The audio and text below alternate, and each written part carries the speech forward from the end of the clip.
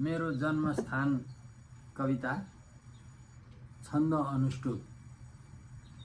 नेपाल राष्ट्रको पूर्वी पहाडी प्रान्त सुन्दर, हिमशृङ्खलको काख नित्य खेल्छन् किन्नर।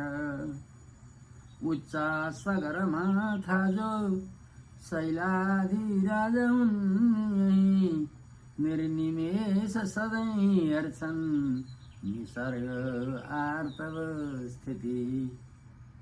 हिमशृङ्खलका तल्ला भागका शैलटा कुरा, फैलिएका कुनै डाँडा कुनै साना र साँगुरा। राजा सगरमाथाका यी सबै भारदार हुन्, चराचर लता वृक्ष उनैका परिवार हुन्।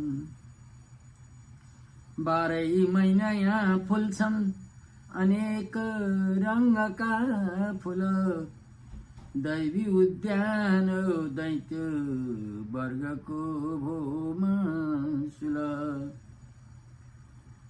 ढकमक्क छ ढाकेको गुच्छा गुच्छा गुराँसले, रङ्गीन वनमा डुल्छ डाँफेका तमासले। ओइलाउन जान्दैन राख्छ नित्य खडा शिर, देवदारू असामान्य मर्यादा निष्ठ सुस्थिर। स्वाभिमानीपना देव दारूको त्यो चरित्रको, ईर्ष्यालु ठिङ्गुरे भन्छन् नामै राख्छन् विचित्रको। राजधर्म बुझेका छन् हाम्रा पर्वत राजले, भेदभाव र अन्याय गर्दैन शिष्टताजले। हिम सम्पत्ति गालेर पगालेर शरीर नै, दूध जम्मा गरे दूध कुण्ड पारे समीपमै। जनपोषणका निम्ति बगेको छ निरन्तर, दूध कोशी बनी कुण्डैबाट निस्की अनन्तर। जडमा विषमा माथि बोटमा विष व्याप्त छ, विष औषधि एउटै बोट पर्याप्त प्राप्त छ।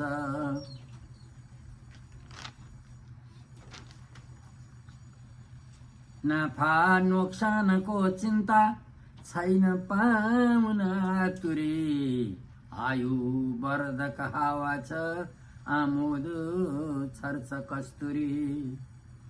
स्वभावैले छ यो भिन्न अमर्त्य मर्त्य योजन, भिन्नै जीवन शैली छ स्थानानुसार भोजन। दिव्यता लिन्छ यो हाम्रो रमणीय हृत्यका, मर्त्यको सुख आनन्द दिन्छ राम्रो उपत्यका। हिम गङ्गा नदी पूर्व खोला खोल्सा अनेकन, बग्दछन् टार सिन्चिर दिन्छन् अन्न मादन। कैयौँ खोला र खोल्सा हुन् शिवदूती नदी न हो, जनजीवन हो पानी उपकारी गुणी भयो। पियुष बाहिनी झरना वाचपु सेप्ली हुँगारो, अनगन्ती छहराको बयान के कति गरौँ। दूध कोशी छ आधार रावा साप्सु समेतका, अङ्ग उपाङ्ग हुन् सारा सप्तकोशी समेतका।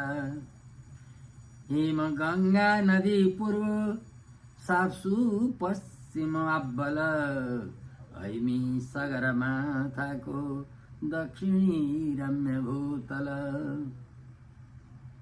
नाभि ओखल ढुङ्गा हो अङ्ग उपाङ्ग शेष हो स्वर्ग खोज्न नगई अन्त यहीँ रहनु बेस हो कैलाश श्रेणीको द्वार बाट निस्केर नीतिका सन्देश शिवको दिन्छन् कल कल कल शिवदूतिका पवित्र जल सिन्चेर पार्श्ववर्ती समाजमा बनेर मूल श्रद्धाको बन्छिन् बस्तीमा जमा बरा भय दिने गर्छन् वन्द्य जल जलेश्वर शिवदूती नदीद्वारा अभिषेक निरन्तर हरियो रसिलो गाउँ चम्पा देवी सुरक्षित प्राप्त हो यसमा बस्ने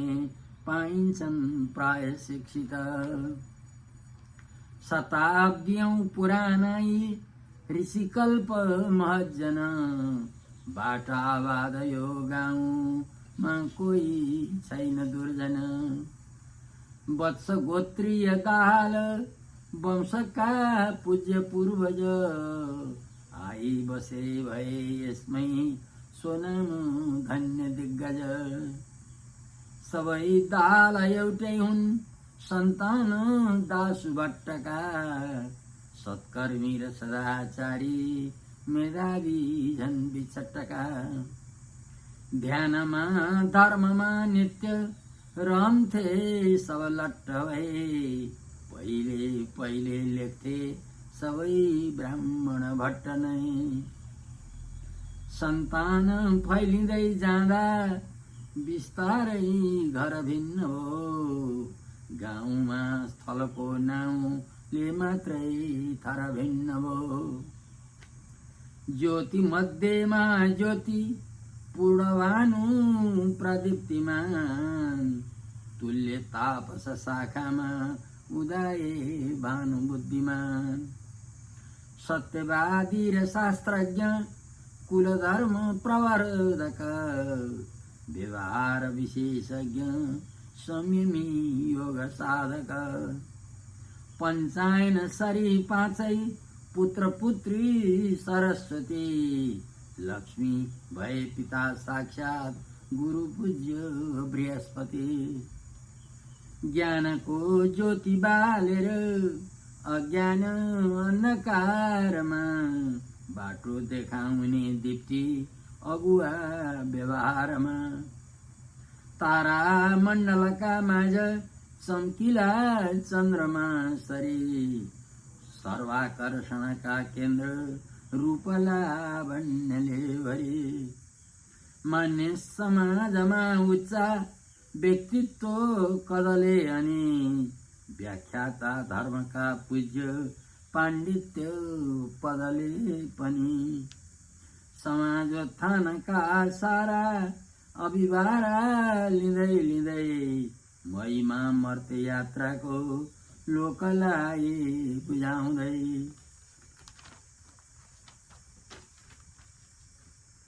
आफ्नो जीवन यात्राको छोट्याई काल जो गयो पुण्य कृति गृहस्थीको जानकारी यसै भयो ज्ञान दान गरी हिँड्ने पिताको शुभ कर्ममा सहयोगी सधैँ माता भर्तानुकूल धर्ममा अयोध्या जननी हाम्री सर्वदा शान्ति कामिनी यथार्थ नामकी नारी अनन्या भर्तृगामिनी कुलदीप उनै भानु भक्त दाल सन्तति मध्येको गर्भले पाँचौं तृतीय पुत्रमै पनि पिता पण्डितजी माता लक्ष्मी सन्तान वत्सला दाम्पत्य महलो दैवी हो कि संयोजना कला रूप मानुषको दैवी गुण कर्म र भावना सबलाई सुखी देख्ने गर्छन् चार साधना।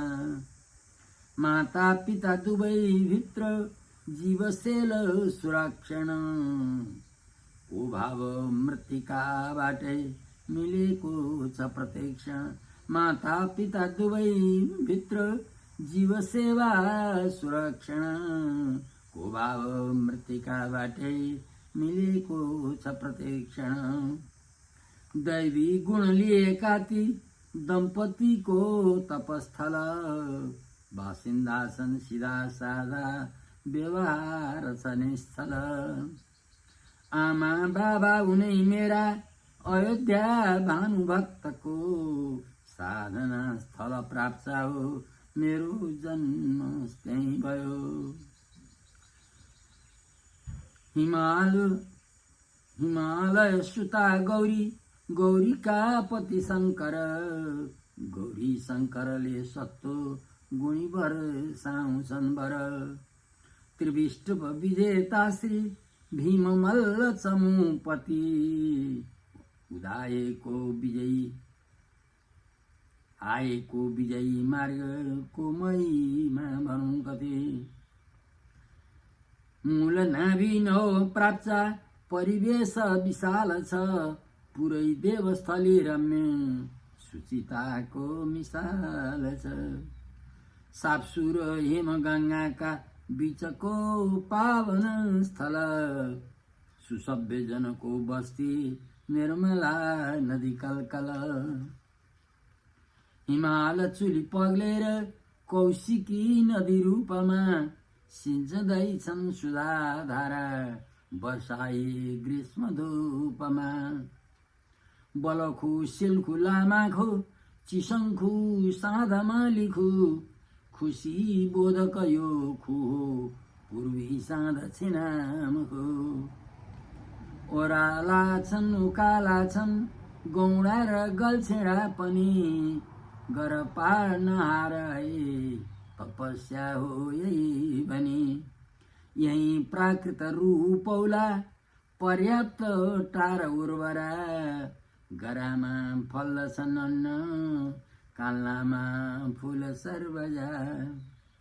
यस्ता टार अनेकौं छन् यो पुण्य क्षेत्रभित्रमा, हटाउँदैन नामासे कविको यस चित्रमा। रुम्जा टार उता देम्ली टार मङ्गल टारको, जरा टारका पारी टार नै रामपुर हो। गामनाङ टारको पूर्व बिगु टार अशेष छ, साई टार भने सानो किन्तु नामै विशेष छ। भवसागर यो टार भोग शान्ति अपारको, दुःखको वेदना टार अरू तर्फ नसारयो। यही सन्देश आदर्श दर्शाउन बिरन्चीले, अनेक रूप धरतीका प्रकाशन गरिदिए। श्रमका पछि विश्राम स्वभाव यो अनिर्मित, संसारको यही सार यो लोकेश सृजित। बिना कारणका हुन्छन् स्वभाव काल ईश्वर, अकारणै छ संयोग स्वयं प्रकृतिश्वर। बिना कारणका हुन्छन् स्वभाव काल ईश्वर, अकारणै छ संयोग स्वयं प्रकृतिश्वर। यही ओखल ढुङ्गा नै छाता ओत स्वरूपको, पार्श्ववर्ती धराखण्ड रमणीय छ खुपको। वर्षैभरि यहाँ फल्छन् पियुष रसका फल, बिनु कण्टक ऐसेलु बिना कि कसका फल। कि कस भनेको भित्री हड्डी,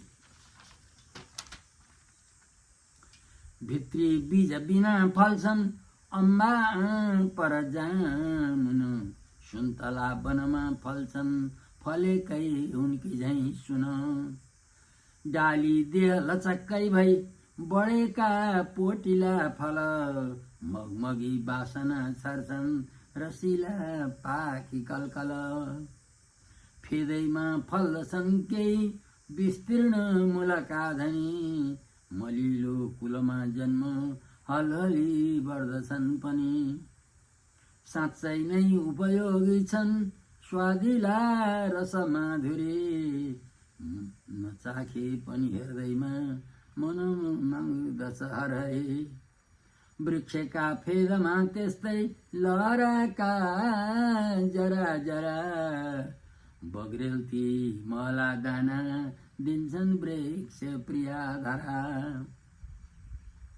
नमुना मात्र राखेका फल हुन् कि प्रदर्शनी भित्रिया जति बन्दै गो लाग्ने हो नि मोहनी जे जति देखिएका छन् सस्तै मिल्छन् नि हाटमा उत्तमोत्तम छन् गुप्त मिल्छन् लेखे ललाटमा तारा मण्डल झैँ लाग्ने पाकेका सुन्तलातिर रुम्जाटार पुगे पुरै पग्लन्छन् मनका पिर काली ज्यामिर दाडीमा जुनार निबुवा तथा बिमिरो भोगटेहरू बखडा बराहरू छ हलुवा बेत नस्पाती अनारस र सारीबा स्वयं सृजित उद्यान दैवी देन भनौँ कि बा तपस्वी जनको निम्ति आराईसले दिँदा लाभान्वित भयो लोक दैवको बराबर सिँदा टारी खेतभरि धान पाखा बारीभरि मकै भट्ट मास मुगी मास मास फल्ने जतासुकै बाँकी बारी र बस्मेमा कदनका प्रकार छन् घरबारी करासाका तरकारी सिसार हुन् उत्तरी भागले काली भेगमा भिन्न जातका लता वृक्ष घना पत्र कुनै छन् बिनुपातका बडा बडा खडा भव्य ठाडो सिरौँभो भएका वृक्ष राड धीर तपस्वी देवदारुको शिरमा हिमहिराको श्रीपेच शैलराजले पहिराइदिएका छन् खुसी भइकन काजले अवाची तर्फका वस्तु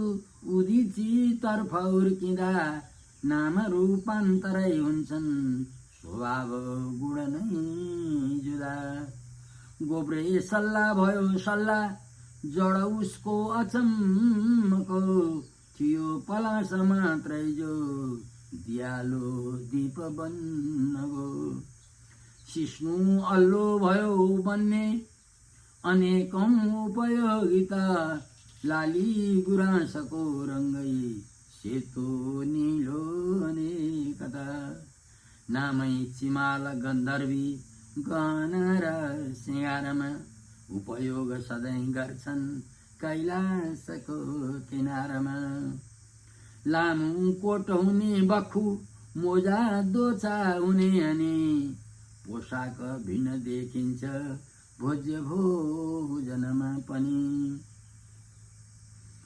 ठेकी टोलुङ भइदिन्छ चौरियाक छ गोधन सिलिटुम र भोगौरे तिमुर मान्दछन् जुन